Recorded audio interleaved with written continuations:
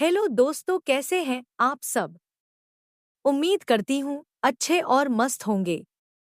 प्यारे दोस्तों, आज की कहानी है नारियल पानी से ही मेरी प्यास बुझेगी। एक छोटे से गांव में रहने वाले मोहन और उनकी पत्नी सुमन की साधारण सी लेकिन खुशहाल जिंदगी थी। मोहन खेती किसानी करता था और सुमन घर संभालती थी। सुमन एक समझदार और होशियार महिला थी, लेकिन उसका सबसे बड़ा गुण यह था कि उसे सबकी समस्याओं का हल निकालना बहुत पसंद था, चाहे कोई भी समस्या हो। सुमन हमेशा उसके लिए एक नया और अनोखा उपाय ढूंढ निकालती थी। उनके घर में एक छोटा सा परिवार था, जिसमें मोहन और सुमन के साथ उनका एक बेटा राजू और उनकी बहू गीता रहती थी। राजू शहर में नौकरी करता था और गीता गांव में सुमन के साथ रहती थी। गीता भी बहुत समझदार और सरल स्वभाव की थी, लेकिन उसे एक बात बहुत परेशान करती थी। गांव में पानी की समस्या। गांव में अक्सर पानी की कमी रहती थी। पूरे गांव में लोग बर्तन लेकर हैंडपंप और कुओं पर लंबी लंबी कतारों में खड़े रहते थे। गर्मी के दिनों में तो स्थिति और भी गंभीर हो जाती थी। गीता को यह समस्या बहुत खलती थी, क्योंकि वह शहर की लड़की थी और वहां पानी की कोई कमी नहीं थी। उसे यहाँ का यह संघर्ष कुछ समझ नहीं आता था। एक दिन गर्मी इतनी बढ़ गई कि गीता की हालत खराब हो गई। वह घर के सारे काम करते करते थक चुकी थी और प्यास के मारे उसकी तबीयत बिगड़ने लगी।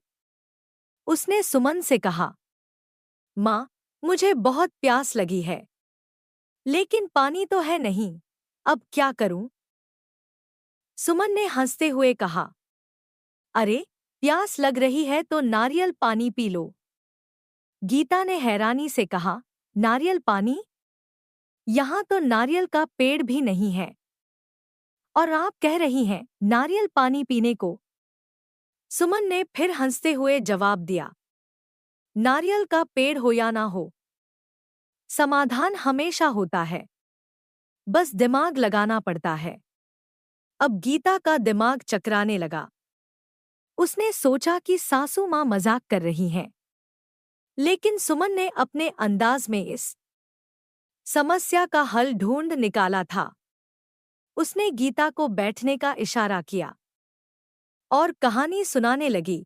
देखो गीता, सुमन ने कहा, एक समय की बात है। हमारे गांव के पास एक जंगल था। उस जंगल में तरह तरह के जानवर रहते थे। एक दिन जंगल के राजा शेर की तबीयत खराब हो गई। वह बहुत परेशान था, क्योंकि उसे कुछ सूझ नहीं रहा था कि उसकी तबीयत क्यों खराब हो रही है।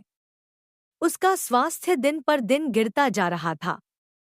गीता अब सास की बातों में खोने लगी और सुमन की कहानी में दिलचस्पी से सुनने लगी। सुमन ने आगे बताया, शेर ने अपने मंत्रियों से कहा, जल्दी से कोई उपाय सोचो, मुझे कुछ अच्छा नहीं लग रहा। मेरा पेट हमेशा भारी रहता है और मुझे बार बार प्यास भी लगती है। सभी मंत्री, जो जंगली जानवर थे, सलाह-मशविरा करने लगे, मगर कोई हल नहीं निकाल पाया। तभी वहां एक छोटा सा बंदर आया, जो बहुत चालाक था। उसने कहा, महाराज, आपकी समस्या का समाधान है नारियल पानी। शेर चौंक कर बोला, नारियल पानी? यह क्या होता है? बंदर ने शेर को बताया कि नारियल पानी पीने से शरीर को ठंडक मिलती है और प्यास बुझ जाती है। उसने यह भी कहा कि नारियल पानी एकदम प्राकृतिक होता है और इसमें कई गुण होते हैं, जिससे शरीर को तुरंत राहत मिलती है। शेर ने उसकी बात मान ली और उसे नारियल लाने के लिए कहा। बंदर जंगल के एक कोने में जाकर एक नारियल पेड़ से नारियल तोड़ लाया। उसने उस नारियल को फोड़कर शेर को पीने के लिए दिया। शेर ने नारियल पानी पिया और उसकी तबीयत तुरंत ठीक हो गई। सुमन की कहानी सुनकर गीता हंसने लगी। वह समझ गई कि यह कहानी तो सिर्फ उसे हंसाने के लिए थी। लेकिन फिर भी गीता ने सोचा, अगर नारियल पानी इतना अच्छा है तो क्यों न इसे भी आजमाया जाए।